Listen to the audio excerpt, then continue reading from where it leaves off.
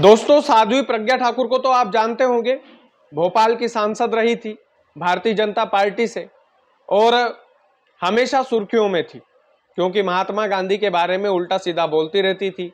उसके बाद में प्रधानमंत्री नरेंद्र मोदी ने उनसे दूरी बनाई, उनका टिकट भी काट लिया गया। अब साध्वी प्रज्ञा ठाकुर फिर से चर्चा में है। दोस्तों, चर्चा में आने का कारण क्या है? चर्चा में आने का कारण यह है कि उनको फांसी की सजा हो सकती है और वो भी आने वाली 8 मई की तारीख को। 8 मई को प्रज्ञा ठाकुर को सजाए मौत दी जा सकती है। बिल्कुल सही सुना आपने। आखिरकार प्रज्ञा ठाकुर ने ऐसा कौन सा गुनाह कर दिया था, उसकी डिटेल में हम आज जानकारी समझेंगे इस वीडियो में, जिसके कारण उनको सजाए मौत दी जा सकती है।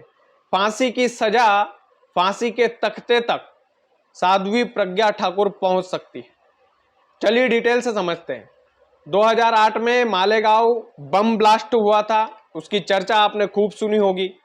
मालेगांव बम ब्लास्ट में 6 मुसलमान मारे गए थे और 100 से अधिक लोग घायल हुए थे। इतना भीषण यह हादसा था कि उसके बाद में जांच एजेंसियां जो है लगी। इसमें मुख्य रूप से जिन लोगों को आरोपी बनाया गया, उन लोगों को बकायदा कटघरे में खड़ा किया गया। साध्वी प्रज्ञा ठाकुर खुद बताती है कि उनके साथ क्या क्या हुआ था, कितनी प्रताड़ना उन्होंने झेली, कितने टॉर्चर को उन्होंने सहा। इसकी व्याख्या खुद साध्वी प्रज्ञा ठाकुर ने मीडिया के सामने की है, वो कर चुकी है। लेकिन अब 8 मई को इस मामले में फैसला आने वाला है। आपको बताते हैं कि साध्वी प्रज्ञा ठाकुर को फांसी की सजा क्यों हो सकती है। दरअसल राष्ट्रीय जांच एजेंसी एनआईए ने स्पेशल रिक्वेस्ट की है कोर्ट से, बकायदा मुंबई स्पेशल कोर्ट से यह अपील की है कि साध्वी प्रज्ञा ठाकुर को इस मामले में बख्शा ना जाए क्योंकि वो दोषी है और हमारे पास इसके ठोस सबूत है। ये जो मालेगांव बम ब्लास्ट हुआ था, इसमें साध्वी प्रज्ञा ठाकुर मुख्य आरोपी के रूप में उभरी है और एनआईए का कहना है कि हमारे पास जो है इसके ठोस सबूत है और इतने ठोस सबूत है कि उनको आसानी से फांसी की सजा होनी चाहिए। दरअसल जो एनआईए है, राष्ट्रीय जांच एजेंसी है, माफ कीजिएगा, राष्ट्रीय जांच एजेंसी ने कोर्ट से अपील की है। एनआईए एक बेहद ही स्पष्टीवादी बोल सकते हैं हम, स्पष्टीकरण से जांच करने वाली जांच एजेंसी है और जो बड़े बड़े बम ब्लास्ट होते हैं या जो राष्ट्रीय सुरक्षा से जुड़े हुए मामले होते हैं, उसमें एनआईए का एक मुख्य रोल होता है। तो एनआईए ने फांसी की सजा की मांग की है कोर्ट से। मुंबई स्पेशल कोर्ट में एक केस चल रहा है, 8 मई को इसका फैसला आने वाला है। साध्वी प्रज्ञा ठाकुर और जो अन्य आरोपी है, उनके ऊपर यूएपीए की धारा 16 लगी है। अब ये जो यूएपीए की धारा 16 है ना, ये जिसके ऊपर भी लग जाती है, उसकी फांसी की सजा कोर्ट तय कर सकता है, उसको सजाए मौत सुना सकता है, बकायदा मौत की सजा सुना सकता है यूएपीए की धारा 16 के तहत। अब इसमें कौन कौन आरोपी थे, जरा एक बार वो उस पर भी नजर डाल लेते हैं। दरअसल साध्वी प्रज्ञा ठाकुर तो इसमें मुख्य आरोपी के रूप में है। कर्नल प्रसाद पुरोहित है, मेजर रमेश उपाध्याय है, स्वामी दयानंद पांडे का नाम इसमें है, अजय राहिरकर का नाम इसमें है, समीर कुलकर्णी भी इसमें शामिल है, सुधाकर चतुर्वेदी।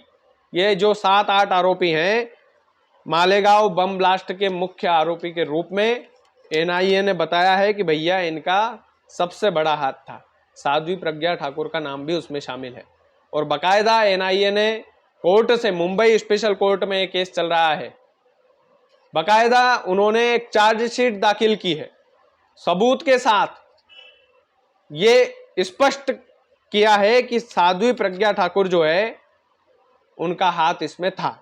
एनआईए ने, मजे की बात यह है कि एनआईए ने कुछ दिनों पहले कहा था कि साध्वी प्रज्ञा ठाकुर का हाथ इसमें नहीं है, लेकिन अचानक से एनआईए ने पलटी मारी और कुछ ठोस सबूत जुटाए और उसके बलबूते पर यूएपीए की धारा 16 लगाई और इस धारा के अंतर्गत आने वाले जितने भी अपराधी होते हैं उनको फांसी की सजा हो सकती है। और यूएपीए की धारा 16 में जो है आरोपी अभी साध्वी प्रज्ञा ठाकुर भी है। मालेगांव बम ब्लास्ट में जैसा मैंने बोला 6 मुसलमान मारे गए थे, 6 मुसलमान बकायदा मौत के घाट उतारे गए थे, 100 घायल इसमें हुए थे।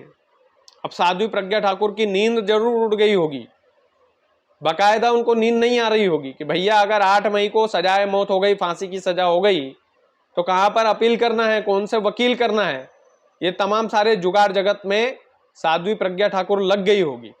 हालांकि भारतीय जनता पार्टी की सरकार है तो कुछ सपोर्ट शायद मिले, लेकिन न्यायाधीश जो है अगर न्याय के पलड़े पर सवार हो गए, अगर उनके अंदर का जमीर जग गया और निष्पक्ष तरीके से अगर साध्वी प्रज्ञा ठाकुर के खिलाफ उन्होंने सुनवाई कर दी, तो उनको सजाए मौत यानी कि फांसी की सजा भी हो सकती है।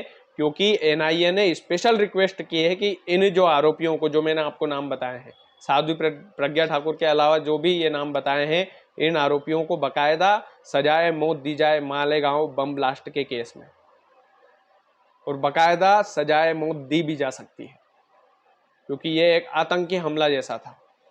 मालेगांव जो बम ब्लास्ट था, इसमें आतंकवादियों जैसे हमला करते हैं, जैसे अभी पहलगाम में हुआ, ठीक वैसे ही कूटनीतिक तरीके से रचा हुआ हमला था। और एनआईए का कहना है कि इसमें साध्वी प्रज्ञा ठाकुर का नाम मुख्य रूप से जो है शामिल है। और अगर ऐसा हुआ दोस्तों, तो यकीन मानिएगा कि साध्वी प्रज्ञा ठाकुर जो है, जो भोपाल की पूर्व सांसद रही है, उनके बुरे दिन फिर से शुरू होने वाले हैं। उन्होंने काफी काल कोठरी में काफी दिन बिताए हैं। आपकी अदालत का यदि इंटरव्यू नहीं देखा हो आपने, तो जाकर देखिएगा। उसमें उन्होंने पूरी डिटेल से बताई है कि किस तरीके से उनके साथ जो है मारपीट की जाती थी, किस तरीके से उनको टॉर्चर किया जाता था, किस तरीके से उनको सोने नहीं दिया जाता था, किस तरीके से उनको प्रताड़ित किया जाता था। ये तमाम सारी प्रताड़ना की कहानी जो रजत शर्मा आपकी अदालत चलाते हैं, उनमें साध्वी प्रज्ञा ठाकुर ने भोपाल चुनाव से पहले बताई थी। लेकिन अब 8 मई का इंतजार है। साध्वी प्रज्ञा ठाकुर को यदि सजाए मौत देती है अदालत, फांसी की सजा देती है अदालत, तो फिर वो कौन से कोर्ट में अपील कर सकती है, क्या उनके लिए हो सकती है चीजें, ये वाकई में देखने लायक बात रहेगी। मुंबई स्पेशल कोर्ट में ये केस चल रहा है, और ये केस काफी लंबे समय से चल रहा है। 2008 से लेकर के अभी तक इस केस को हो गए हैं। तो आप सोच सकते हैं कितना लंबा केस ये चला है, लगभग 16-17 साल हो गए हैं। तो दोस्तों ये है कि मालेगांव बम ब्लास्ट में साध्वी प्रज्ञा ठाकुर का नाम मुख्य रूप से लिया जा रहा है, और यही बात है कि उनको सजाए मौत भी हो सकती है, फांसी की सजा भी हो सकती है। इसमें कोई ढिलाई, कोई कोताही नहीं बरती जानी चाहिए। अगर साध्वी प्रज्ञा ठाकुर दोषी है तो उन्हें भी उसी तरीके से सजा मिलनी चाहिए जिस तरीके से आप अन्य लोगों के खिलाफ जो है सुनवाई करते हो, या सुनवाई के अंतर्गत सजाए मौत दी जाए या कोई सी भी सजा दी जाए। लेकिन अगर ये मालेगांव बम ब्लास्ट में अगर साध्वी प्रज्ञा ठाकुर शामिल है, अगर ये अदालत को प्रूफ मिलता है, तो बकायदा इसमें उनके लिए ये मान लीजिए कि बुरे दिन आ चुके हैं। बाकी आप वीडियो को ज़्यादा से ज़्यादा शेयर कीजिएगा दोस्तों। चैनल यदि आपने सब्सक्राइब नहीं किया है तो प्लीज़ कर लीजिएगा। बहुत बहुत धन्यवाद।